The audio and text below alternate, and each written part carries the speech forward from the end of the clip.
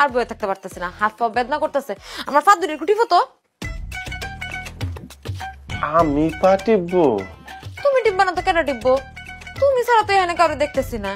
তুমি আমার জামাই, তার মানে তুমি আমার ফাও টিপবা।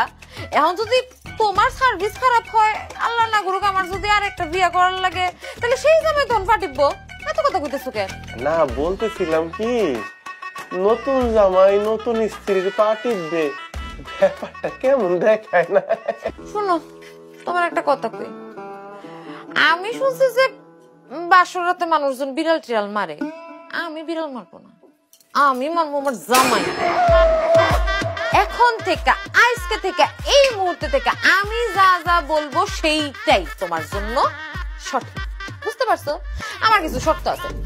আজকের পর থেকে, মানে আজকে থেকে আমার হাত পা টিপা, মাথায় তেল দিয়া দেওয়া, আমার কাপড় চোপড় দেওয়া, আমার জন্য রান্না বান্না করা, আমার কাপড় শুকাইতে দেওয়া, আমার যাবতীয় যত কাজ আছে সব তুমি করবা। শুধু কাজ না, আমি যদি বলি আজকে সূর্য উঠছে তাহলে সূর্য উঠছে, আমি যদি বলি আজকে সূর্য উঠে নাই তার মানে আজকে সূর্য উঠে নাই।